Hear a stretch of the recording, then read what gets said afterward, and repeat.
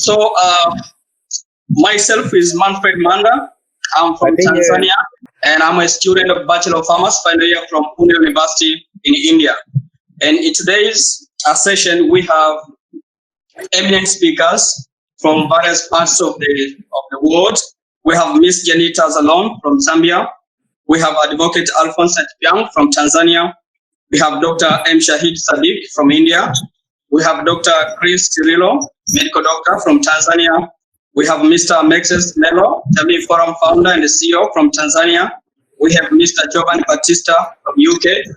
And we have Dr. Sanjay Sawant, sir. He's the principal of my college. But I don't know if he has joined us. So these will be our speakers who will be leading us to discussion this afternoon. As I have said before, our topic is the impact of racism on Black ethnicity. And I have hoped to start this session and this discussion because what is happening now, it may be geared due to what's happening in the United States, but also I think it's a good time for us to come together and talk about the impact of racism on the Black ethnicity. So, as you know, in a society, we have two main types of discrimination. We have religious discrimination, we have gender discrimination, sexual, and we have political discrimination. But today, we are not going to talk in a broad term. We're just going specifically to talk about racism, only this part. So allow me to start our session. We'll be starting with Mr. Mexes Mel from Tanzania. Mr. Mexes, tell us what you understand by the term racism. It's not like a definition from my side. Hello, everyone. Sorry, I forgot to say hello to everyone. I'm not the one who is presenting.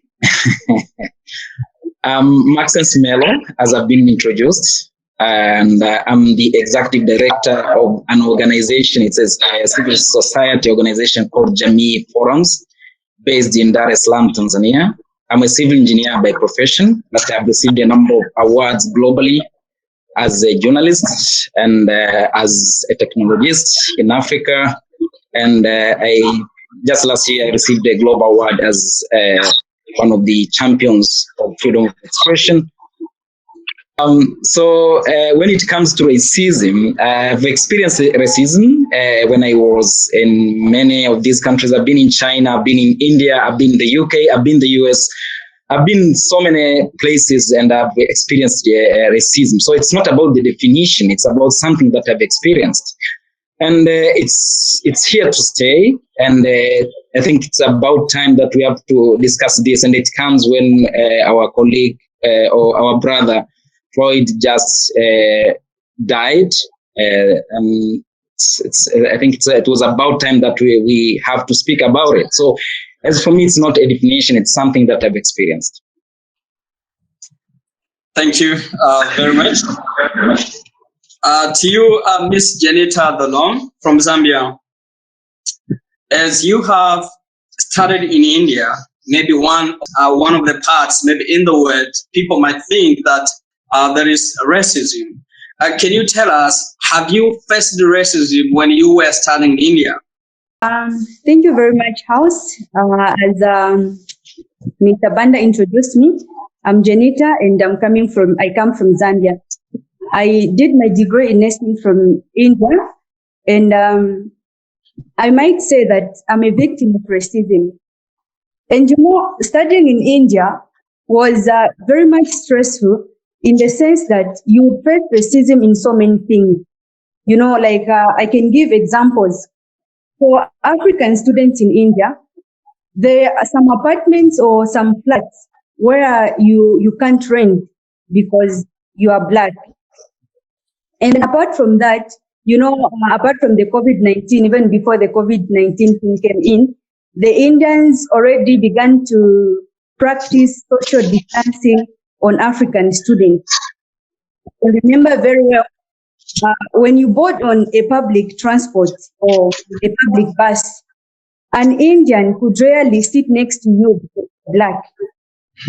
On top of that, in the society itself, you as a black or you as a foreigner, when buying commodities or things in the market, they would actually increase the prices for you as a foreigner. And this used to be very bad. And sometimes in colleges, lecturers would actually teach in Hindi, knowing that you're Africans and then you don't know how to speak Hindi. But they would opt for using their language and then so that you cannot understand. Apart from that, we used to face discrimination in terms of Indians looking at Africans as the drug dealers and also as prostitutes. You know, when you're hosting maybe a party at home or maybe you're playing music at home, your neighbors could actually call the police on you to report you to say there's music, loud music in the house. And when the police comes to your house, they would start asking you to say, do you have any drugs in the house? You know, and also, apart from that, they would even take you to police because of playing simple music in the house. But if it's a fellow Indian, that never used to happen. But it only used to happen to Africans. And because of this, the racism that I used to face, I personally, I felt I never used to feel at home. It's not everyone who used to practice this, but it's some Indians who used to do this. And at some point, you feel like maybe it would have been better if I had studied in my own country or if I'd stayed in my own country than coming here to face this kind of racism. I remember at one point I was with my friend and then at in the middle of nowhere, the landlord asked us to move out of the house. Why are you asking us to move out of the house? They didn't ask any reason why they were kicking us out of the house. And then I told my friend, so when I go back to my country, we'll be treating the Indians the same way that they're treating us. But thank God we're good people and then we don't treat them the same way that we do. Apart from India, even here in Zambia, racism does happen. Do I go on, Mr. Banda? Mr. Manda, Okay, you wanted to say can you stop a little bit now? Yes, we can come back to you later. Dr. Shahidi Sadiki, I met with you several times, and you have dedicated your life to serve for Africans who are living in India. As you're among those people who are from the community that we are claiming has racism, what has led you to come in the front line to go against of the majority of your community and now to stand up and talk that to tell your society that we have to stop racism? What has led you to be in that top? See, I tell you because being a journalist, I encountered several stories, off and on that was manufactured, and I understood very early, that what the people are thinking. They are very much, driven by the either by the media, super racist media, or something like with a hidden agenda to gain something out of it. So these are the things that I understood very early. It was 2009, when I took as a very serious subject to fight against my own community in favor of the people, those who are coming from African countries for studying, for health checkup and other things, because I was hearing about it. But being a part of the media fraternity, I was not very much comfortable, in talking, double standard.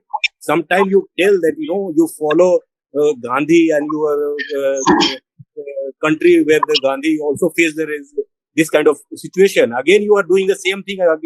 It's a kind of hypocrisy.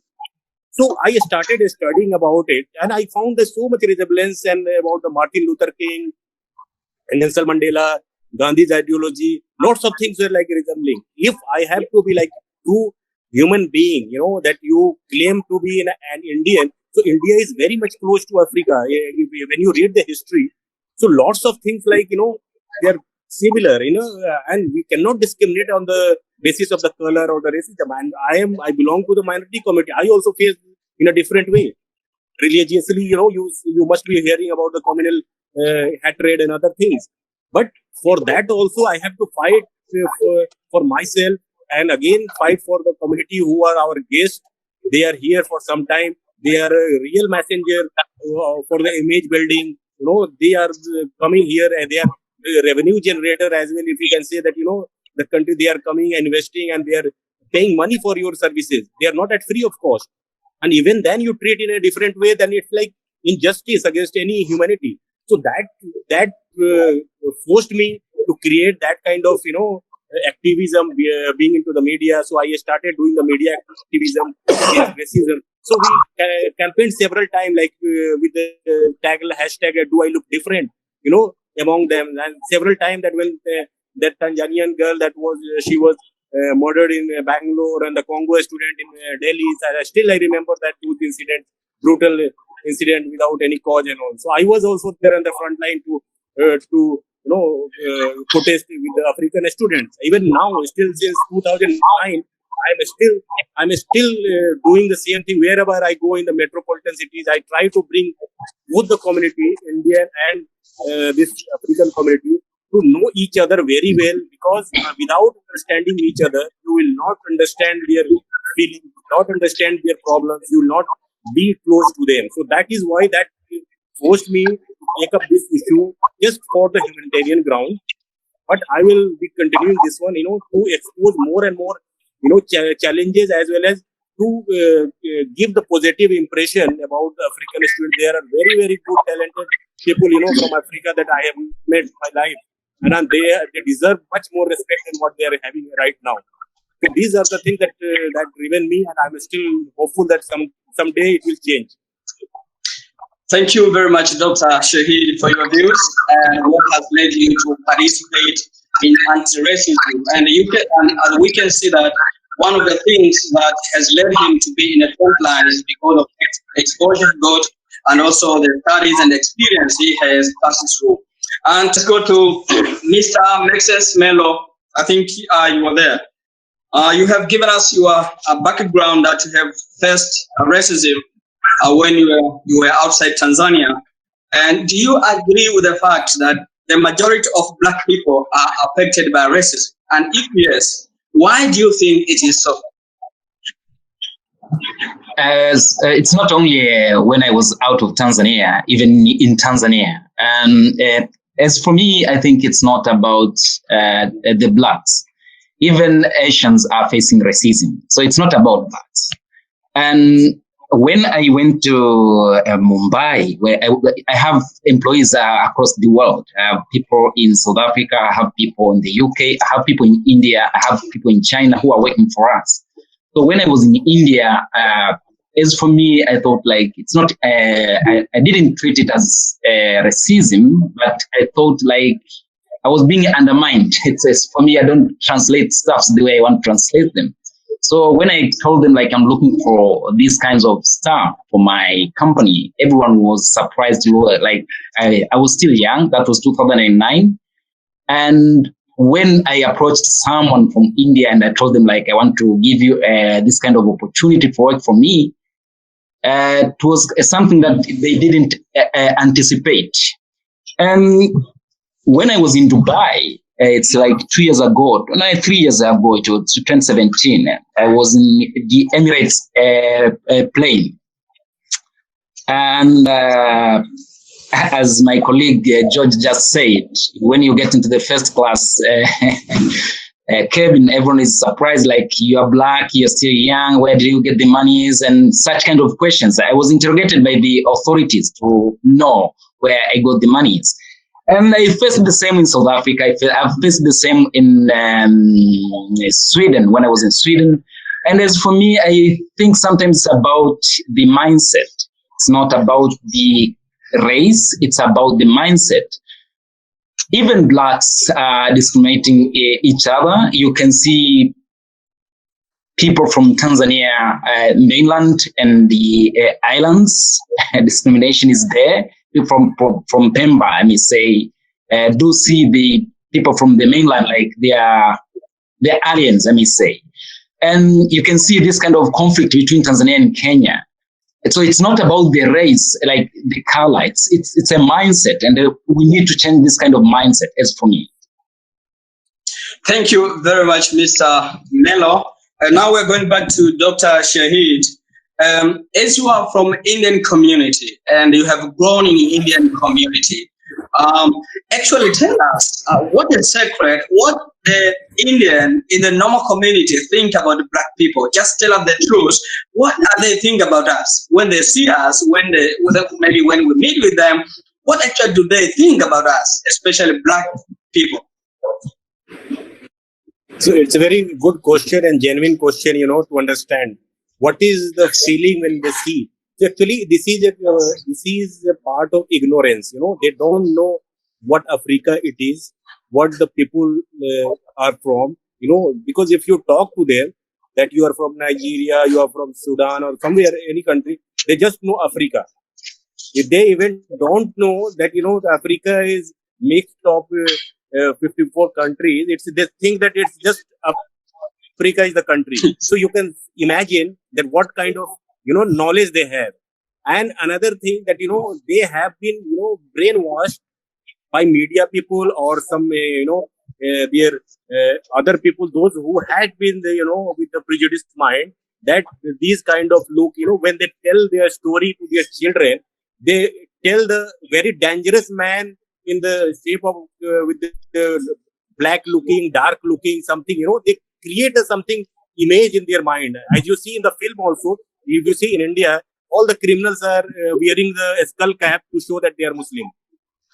In that mindset, when you think and you start resembling, and the poor people, those who don't know much about Africa, they don't have education, they think and they get scared.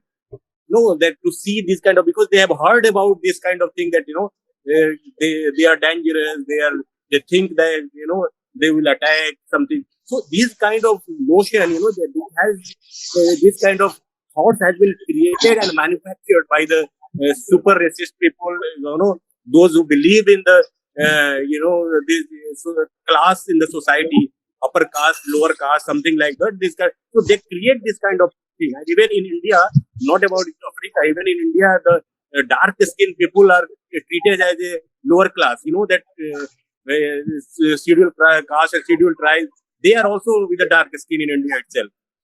So they have this kind of prejudice mind. They are basically they are tuning their children with that mindset, knowingly or unknowingly, that they are creating the racist generation, on and on. So this is coming in that form. Now this has become a part of politics. So it has become international politics. In India, it has different kind of racism, in the casteism, racism. So this is playing a part, and they are getting both of that. This is a part of mobilizing their own community and confronting other community that they are in the minority. These are the things that we have to fight this kind of situation. We have to be more vocal. We have to be more, with the information to share with those people, those who are at the bottom line. They don't know that what exactly they are preaching. And this media, actually, I blame totally to media, because they have manufactured the consent, okay, and all over the world. They have created this kind of mindset, and they have pushed the people to think in that way, that they want to see the world. So this is Thank you. about the things here. Thank you very much, Dr. Shahid, for your views.